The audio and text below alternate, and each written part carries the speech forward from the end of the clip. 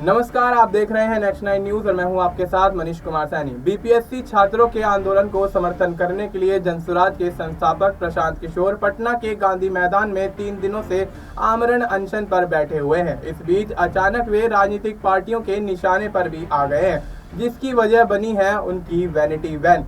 दरअसल कई हाईटेक सुविधाओं से लैस वैनिटी वैन की तस्वीरें वायरल होते ही प्रशांत किशोर की आलोचनाएं शुरू होती हुई नजर आ रही हैं। भारतीय जनता पार्टी और राष्ट्रीय जनता दल के निशाने पर प्रशांत किशोर आते हुए नजर आ रहे हैं और आरजेडी और बीजेपी के नेताओं ने प्रशांत किशोर पर जोरदार हमला बोलना शुरू कर दिया है। बीजेपी प्रवक्ता अरविंद सिंह ने कहा कि प्रशांत किशोर पैसा बोलता है। 4 करोड़ का वैनिटी वैन आप मंगवाए हैं, हर दिन 25 लाख रुपए किराया आप देते हैं, कहां से इतना पैसा आ रहा है? जो आदमी 4 करोड़ की वैनिटी वैन में फ्रेश होता है वह चला है बीपीएससी अभ्यर्थियों के लिए आंदोलन करने।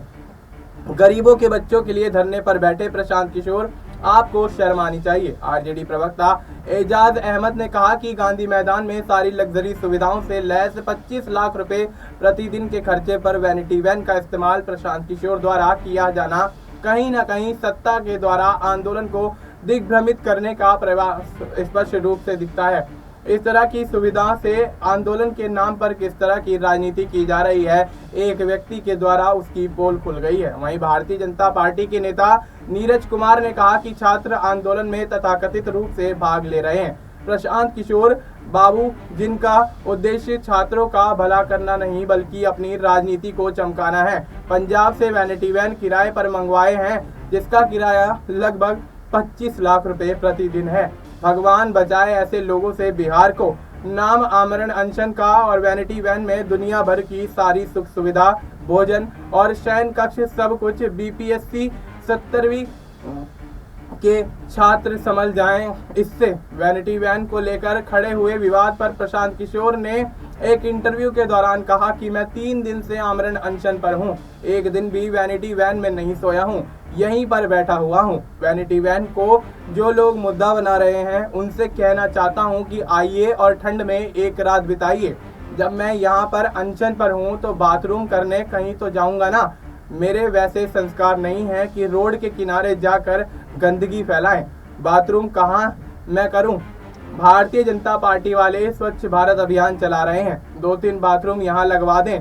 क्या एक बस का एक दिन का किराया 25 लाख रुपए होता है? बीजेपी आरजेडी को कुछ पता नहीं है, इस बस बयानबाजी करना है। 25 लाख रुपए में तो पूरी बस आ जाएगी। वही आज हो रहे री एग्जाम को लेकर प्रशांत किशोर ने कहा कि मैं पूरी परीक्षा को रद्द करने की मांग कर रहा हूं। री एग्जाम एक बहाना है, लीपापोती का एक तरीका है। 5 लाख बच्चों ने परीक्षा दी। आरोप है कि अनियमितता हुई, सिर्फ 15,000 बच्चों को दोबारा परीक्षा देने का मौका मिल रहा है। ऐसे में उन्होंने आगे कहा कि आधे से ज्यादा सीटें बेच दी गई हैं, इसलिए तो परीक्षा रद्द नहीं हो रही है। 30 लाख से 1 करोड़ तक में सीटें बेची गई हैं। मैं चाहता हूं कि अभ्यर्थियों के एक प्रतिनिधि मंडल से मुख्यमंत्री मुलाकात करें। मुख्यमंत्री अगर बच्चों की मांग को मान लेंगे तो मैं अनशन पर नहीं बैठूंगा। अब ऐसे में प्रशांत किशोर के अनशन पर बैठने को लेकर मामला तूल पकड़ता हुआ नजर आ रहा है और ऐसे में बीपीएससी छात्रों के प्रदर्शन करने के दौरान जिस तरह से पप्पू यादव और प्रशांत किशोर का समर्थन उनको मिलता हुआ नजर आ रहा है, तो कहीं ना कहीं बिहार की नीतीश सरकार भी निशाने पर आती हुई नजर आ रही है। देखना यही होगा कि क्या छात्रों की मांग को पूरा बिहार सरकार द्वारा किया जाता है या फिर इस आंदोलन के बिहार विधानसभा चुनाव से पहले और भी ज्यादा तूल पकड़ने के आसार बनते हुए दिखाई देंगे। फिलहाल आपको इस मुद्दे पर क्या कुछ लगता है, आप अपनी राय हमें कमेंट करके बता सकते हैं। बाकी देश और दुनिया से जुड़ी तमाम जानकारी के लिए आप देखते रहिए नेक्स्ट 9 न्यूज।